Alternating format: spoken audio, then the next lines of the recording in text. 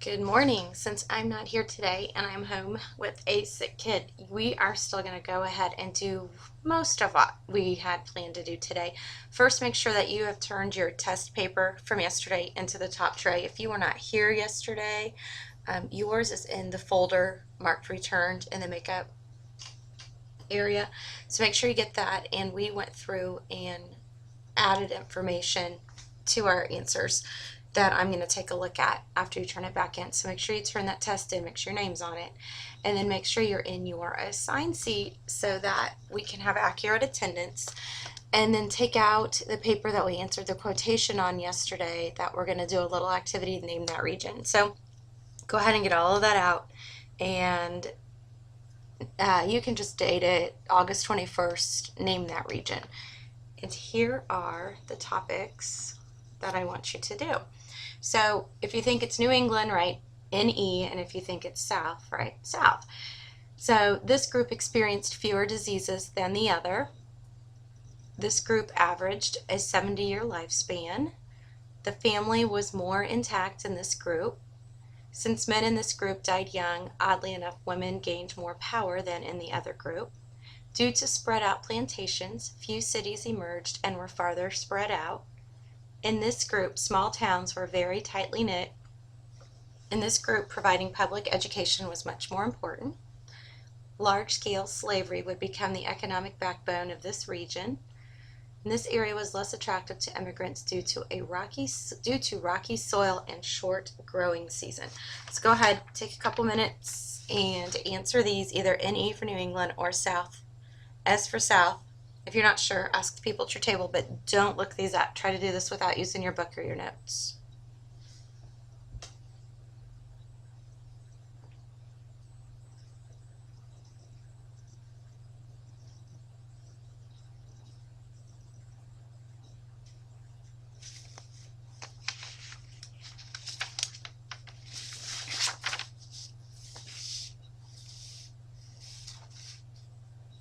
All right, you should be good. Let's go through these real quick. The first one, this group experienced fewer diseases than the other. You should have had New England. So if you don't, make sure you have that. The next one, this group averaged a 70-year lifespan. Again, that's New England. The family is more intact in this group, New England. The next one, since men in this group died young, oddly enough, women gained more power than in the other group. That would be South. Because remember, these were young men in malaria-ridden swamps. Due to spread out plantations, few cities emerged and were farther spread out. Obviously South, for plantations there. In this group, small towns were tightly knit. This would be New England. In this group, providing public education was more important, New England. Large-scale slavery would become the economic backbone of this region, South, and this area was less attractive to immigrants due to rocky soil and short growing season. That would be New England. So make sure you have all of those labeled right, and then go ahead and put this away and take out some paper for notes. I promise they're short.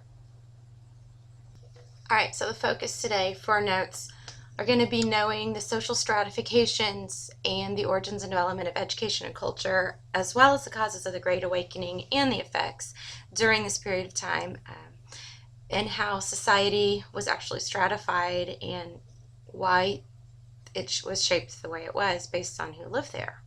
All right, the first thing we're going to do, we're going to talk about the population and social structure. So in your notes, go ahead and title it Population, Social Structure, and then open your book to page 89. And there is a map on page 89 that shows you how life was becoming a little different. At this point, if you look at the map, we have Dutch coming over, English and Welsh, German, Scots-Irish, Scottish, and then in some areas there was no settlement, mainly because of the mountains, and Native Americans. And if you notice, there's also startings of African slavery during this period of time. During this time, there were more non-Brits than there were Brits living in the colonies, most of them Scotch, Irish, and Germans. Now, because of this, there was definitely a growing gap between the rich and the poor. The people in the South were growing more crops, tobacco, indigo. Cotton really hadn't started yet, and they were starting to make more money. They also had a social stratification.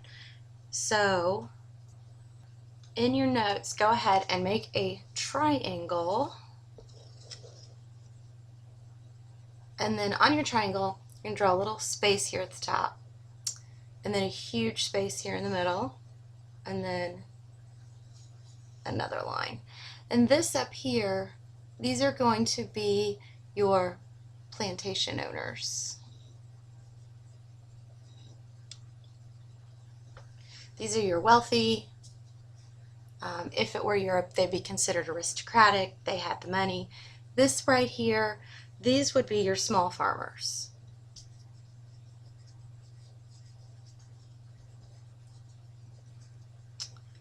And this group, these are going to be your landless whites. Actually, you're going to need another line right through here. This group right here, these are going to be your indentured servants. And this group down here would be slaves. So this is the social stratification, especially in the South. So you can see up here at the top, you have a very small group that's your plantation owners. This is where the money was. That middle group, those would be your small farmers. Those are people like Nathaniel Bacon. It was a big group. They didn't make a lot of money, but they owned land. Beneath them, you're going to have your landless whites, then you're going to have your indentured servants, and then your slaves. This group up here would also be your artisans. These would be people who owned small businesses, like maybe they made, horseshoes, or they had some kind of small business, but definitely didn't make the kind of money that the plantation owners would make. So this is how society was stratified, especially in the South. You wouldn't necessarily see all of this in the New England because you didn't have plantations and there weren't any slaves or indentured servants because they didn't have the land to produce crops. So back to this page, we know how it was stratified in society based on money, based on how much land you owned. And this also developed into a bigger gap between the rich and the poor, really, throughout the colonies. Schools started to develop. In the South was mainly your rich plantation owners who were educated, and only those boys went to college. Even if you were a girl and you lived on a plantation and you had gone all the way through what we would consider high school, you still didn't go to college. In the middle colonies, it was run by churches, mainly the Quakers. They had really good schools. Everyone got to go to school. And then in New England, it was clearly very strict religious-based schools, and it was actually law for you to go to school. In Massachusetts, it was there was school law. You had to go to school. They had over 50 schools. They had 4 law schools. This is where Harvard comes into play. So education was taken very seriously in New England. Most of the schools were religious schools for teaching pastors, and actually that's how Harvard began. They also had a lot of epidemics during this period of time. Of course, it was very controversial because some people thought it was God's will that these epidemics happened, and it was that way of taking care of the population issues. And then, of course, others thought that this was something that was just happening to society and we could take care of it. All right, Great Awakening, 1730s, 1740s. Make sure you write down the dates because this could be an essay. The Great Awakening came about mainly because religion was starting to fade, and the old lights, which is down here, right here at the bottom, the old lights were very upset about people falling away from the religion. They thought it was the reason society was falling apart. So people like John Edwards and George Whitefield come along. They weren't happy with the liberal membership. Remember, the Puritans left because the Church of England was letting anyone in, and they thought only the elect should be allowed in. So they weren't happy with the liberal membership. They weren't happy with the views of who and how they should be saved, lower attendance at church services, and saved by good works. They thought there was a lot more to this. So John Edwards decides that God's grace and hard work is how you're going to be saved, and sinners are in the hands of an angry God. So John Edwards goes out and he starts preaching, and these are the brimstone and fire type preaches. They were very theatrical, very emotional, and their goal was to draw people back into the church, which of course the New Lights loved the idea of these theatrical performances that were very emotionally tied to get people more motivated to come back to the church, whereas the Old Lights were still get on the pulpit, do your lecture, and get off. George Whitefield was a very powerful orator.